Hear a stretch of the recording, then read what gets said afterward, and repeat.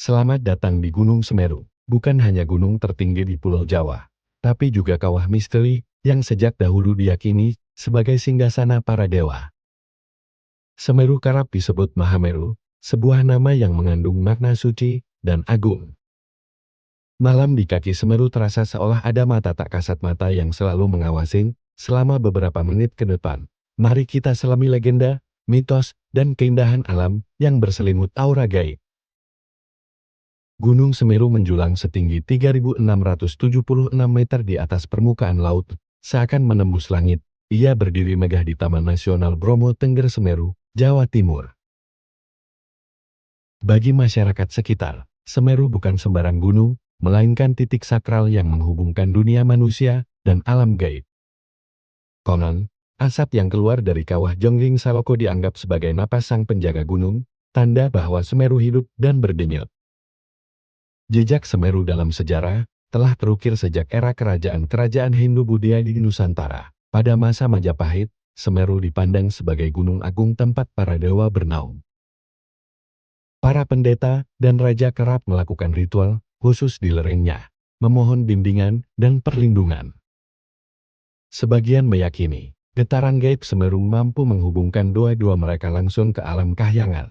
Hingga kini, aura sakral itu masih terasa, meliputi setiap sudut jalurnya. Menurut legenda kuno, para dewa memotong puncak Gunung Meru di India untuk dibawa ke tanah Jawa. Tujuannya adalah menjaga keseimbangan bumi dan mencegah kekacauan yang bisa mengguncang alam semesta. Dari sinilah nama Mahameru lahir, menyiratkan bahwa gunung ini merupakan penggalan poros jagat raya. Sebagian orang percaya, roh-roh dewa dan makhluk astral yang menempati Meru turut berpindah, menjadikan Semeru sebagai istana gaib paling dihormati di Pulau Jawa. Banyak penduduk setempat meyakini bahwa Gunung Semeru dihuni oleh sosok-sosok penjaga gaib. Ada yang menyebut penunggu kawah Jonggring Saloko sebagai makhluk halus bertubuh raksasa, ada pula yang percaya pada sosok kakek berjubah putih yang kadang menampakkan diri kepada pendaki tertentu. Beberapa pendaki mengaku mendengar bisikan atau langkah kaki misterius di hutan kala malam tiba. Mungkin sekadar cerita rakyat, tapi sering pula kisah-kisah ini diceritakan dengan nada serius, seolah menjadi pengingat agar kita tetap bersikap hormat dan waspada. Di kaki Gunung Semeru, hidup masyarakat Tengger yang menurunkan adat Hindu kuno secara turun-temurun. Mereka menggelar ritual Yajna Kasada setiap tahun, melempar sesajen ke kawah sebagai wujud bakti dan permohonan perlindungan. Walau lebih terkenal di sekitar Bromo, ritual ini juga erat kaitannya dengan Semeru, gunung yang dipercaya sebagai singgasana tertinggi para dewa. Suku Tengger, Semeru bukan objek wisata, melainkan penjaga kehidupan, sumber air, kesuburan, sekaligus benteng gaib yang menyingkap tabir antara alam nyata dan alam tak kasat mata. Bagi pendaki, petualangan bermula di Desa Ranupan. Disinilah mereka mengurus administrasi pendakian, melakukan pemeriksaan kesehatan, dan mendapatkan arahan mengenai rute. Sebagian masyarakat lokal menyarankan pendaki untuk berdoa atau minimal mengetuk tanah 3 kali sebelum melangkah, sebagai tanda penghormatan pada penjaga hutan. Mitosnya, jika ada pendaki yang datang dengan niat buruk atau ucapan tidak pantas, jalur Semeru bisa mendadak menyeramkan, kabut tebal turun tanpa diduga. Suara aneh bergema di pepohonan. Perjalanan dari Ranupani ke Ranu Kumbolo berlangsung 45 jam, menyusuri hutan lembab yang kadang diramaikan suara burung hutan dan serangga malam. Beberapa bagian jalan kental dengan suasana sepi. Ada cerita yang mengatakan, ketika angin hutan berembus pelan, kadang terdengar seperti suara lirih tangisan atau alunan gamelan di kejauhan. Mungkinkah itu hanya hembusan angin yang menabrak pepohonan, atau justru suara gaib dari penunggu rimba Semeru? Tak ada yang tahu pasti. Tiba di Ranukumbolo, seolah berada di alam lain, kabut tipis sering bergulung di atas permukaan danau, seakan menari menyambut kedatangan para pendaki. Banyak yang percaya Ranukumbolo dihuni putri air, sosok gaib penunggu danau. Katanya, jika beruntung, Anda bisa merasakan kehadirannya saat malam larut. dalam hempasan angin yang menerpa tenda.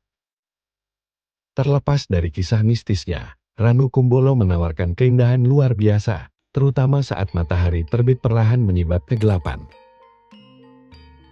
Dari Ranu Kumbolo, pendaki dihadapkan pada tanjakan cinta. Ada mitos bahwa, jika Anda menapaki tanjakan ini sambil terus memikirkan orang yang dicintai dan tanpa menoleh ke belakang, cinta kalian akan abadi. Namun jika menoleh, dipercaya akan terjadi perpisahan.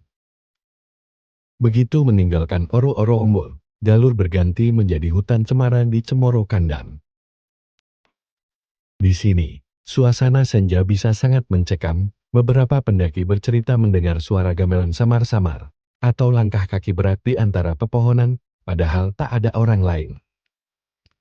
Mereka berkeliling saat matahari tenggelam untuk memastikan area tetap suci, mitos atau bukan. Atmosfer di Cemoro Kandang memang kental aura misteri. Kalimati berada di ketinggian sekitar 2.700 meter, menjadi perkemahan terakhir sebelum menapaki puncak. Disinilah pendaki menyusun strategi, beristirahat, dan mengisi ulang air di sumber mani.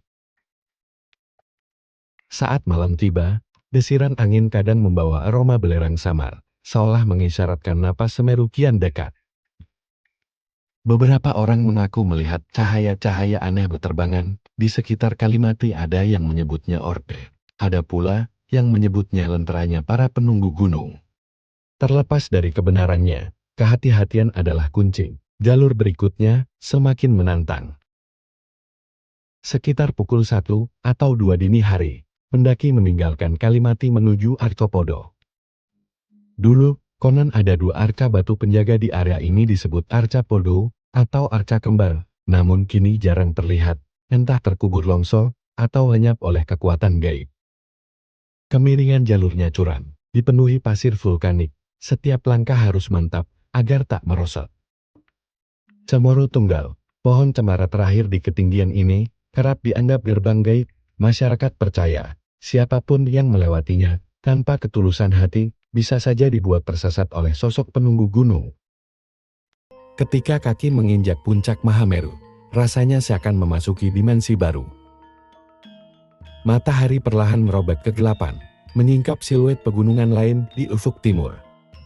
Di sisi lain, kawah Jonggring Saloko memuntahkan asap putih tebal, bagai hembusan napas makhluk raksasa yang menjaga singgasana ini.